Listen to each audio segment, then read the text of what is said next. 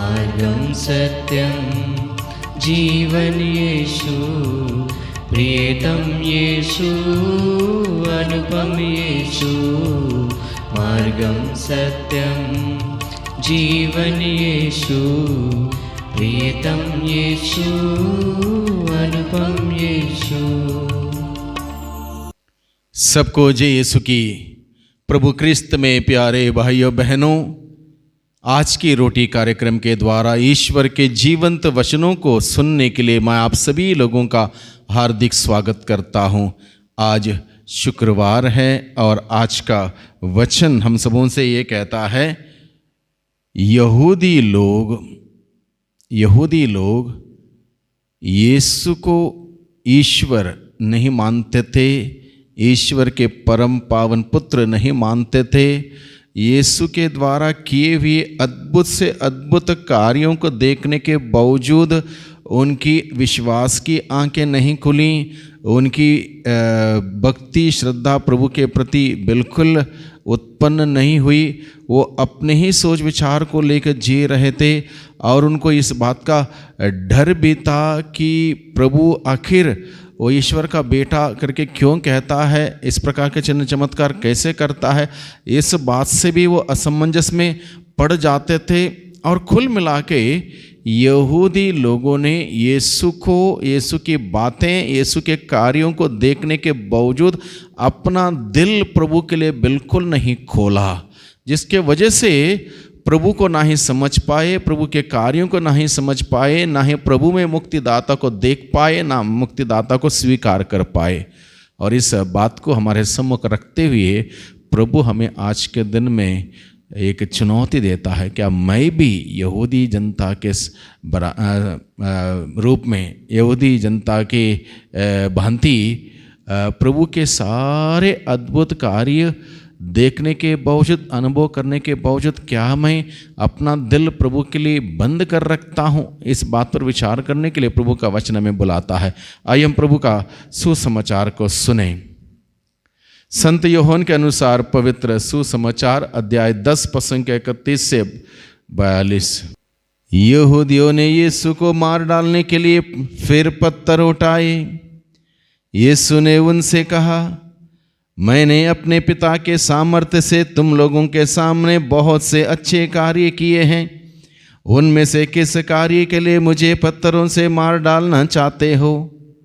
यहूदियों ने उत्तर दिया, किसी अच्छे कार्य के लिए नहीं, बल्कि ईश निंदा के लिए हम तुमको पत्थरों से मार डालना चाहते हैं, क्योंकि तुम मनुष्य होकर अपने को ईश्वर मानते हो। यीशु ने कहा, क्या तुम लोगों की संहिता में यह नहीं लिखा है, मैंने कहा तुम देवता हो? जिनको ईश्वर का संदेश दिया गया था, यदि संहिता ने उन्हें देवता कहा और धर्म ग्रंथ की बात टल नहीं सकती, तो जिसे पिता ने अधिकार प्रदान कर संसार में भेजा है, उससे तुम लोग यह कैसे कहते हो? आप ईश निंदा करते हैं, क्योंकि मैंने कहा मैं ईश्वर का पुत्र हूँ। यदि मैं अपने पिता के कार्य नहीं करता तो मुझ पर विश्वास ना करो, किंतु यदि मैं उन्हें करता हूँ तो मुझ पर विश्वास नहीं करने पर भी तुम कार्यों पर ही विश्वास करो, जिससे तुम यह जान जाओ और समझ लो कि पिता मुझ में है और मैं पिता में। इस पर उन्होंने फिर यीशु को गिरफ्तार करने का प्रयत्न किया, परंतु वह उनके हाथ से निकल गए। यीशु यरदन के पार उस स्थान लौट गए जहाँ पहले यूहन्ना बपतिस्मा दिया करता था और वहीं रहने लगे।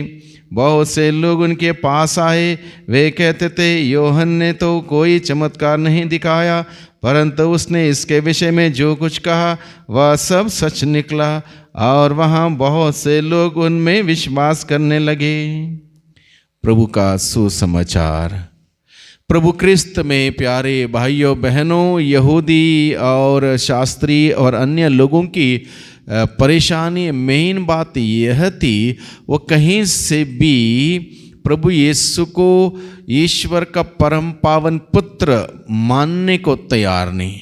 उनके दृष्टि में यीशु उनके समान एक निरे मनुष्य हैं और निरे मनुष्य होकर ये ईश्वर का पुत्र होने का दावा क्यों करता है, इस बात को लेकर सवाल। इसलिए वो पत्थर उठाते हैं यीशु को मारने के लिए, क्योंकि एक ऐसी बातें, ऐसी शिक्षा उन्होंने कभी सुनी नहीं थी और सुनने के लिए वो तैयार भी नहीं थे।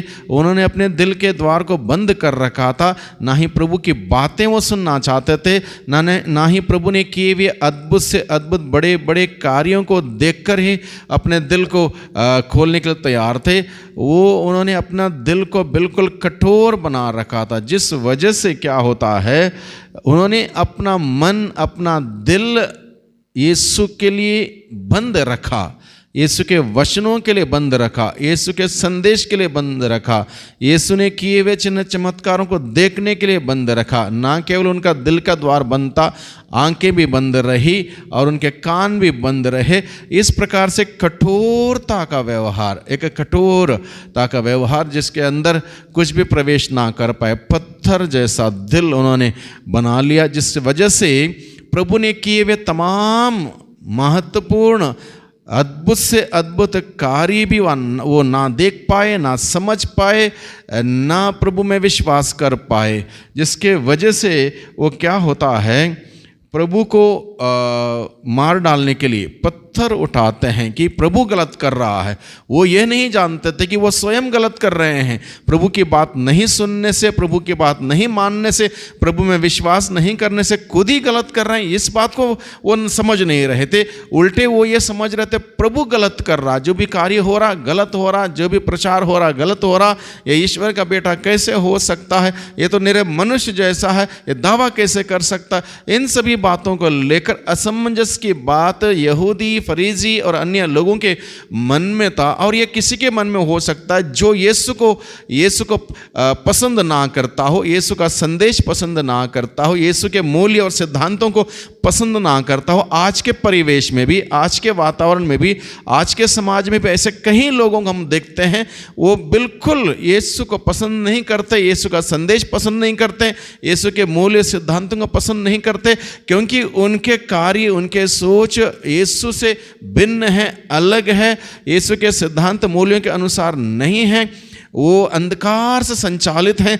इसलिए वो प्रकाश को बर्दाश्त नहीं करते, क्योंकि प्रकाश को अपनाने का मतलब यह है अपने अंधकार में बातों को, कार्यों को प्रकट करना सबके सामने, जो कि वो नहीं चाहते। इसलिए अपना दिल प्रभु के लिए, प्रभु का प्रकाश प्रवेश होने से बंद रखते हैं। आज के ज़माने भी यही हो सकता है और ये हो रहा है बहुत जगह पर।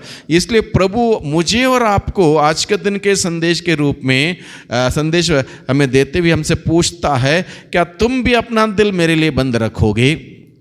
फरीसियों के समान, यहूदियों के समान अपना दिल मेरे लिए तुम बंद रखोगे, मेरा संदेश सुनकर बंद रखोगे, मेरा कार्यों को देखकर बंद रखोगे? प्रभु मुझसे और आपसे सवाल करता है, हम प्रभु के लिए उत्तर दें। प्रभु आकाश के नीचे धरती के ऊपर समस्त मानव जाति के लिए एकमात्र नाम है जिसके द्वारा मुक्ति मिल सकती है।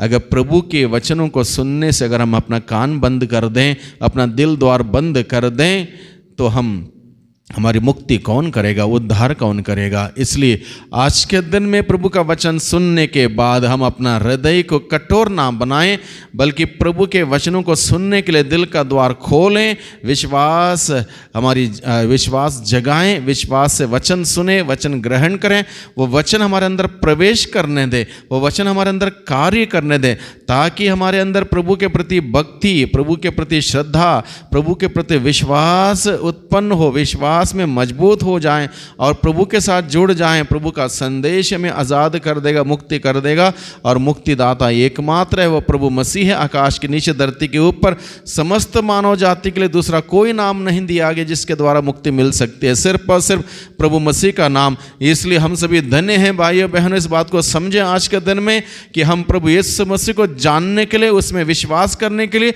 और उस विश्वास के जीवन को जीने के लिए चुने गए हैं।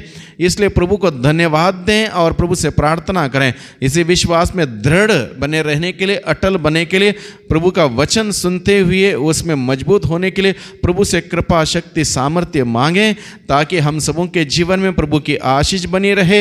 हम सभी निरंतर प्रभु के महान कार्यों को देखने पाएं और निरंतर प्रभु के महान कार्यों को देखकर प्रभु की स्तुति, आराधना, वंदना करते हुए प्रभु की उपस्थिति में जीवन बिताएं। वही प्रभु हम सबों की मदद करें, हम सबों की सहायता करें, ताकि हम इस 40 के इस अवधि में विशेष रूप से प्रभु के प्रेम में और विश्वास में और मजबूती के साथ आगे बढ़ सकें। वही प्रभु हमारी मदद करें। पिता और पुत्र और पवित्र आत्मा के नाम पर आमीन।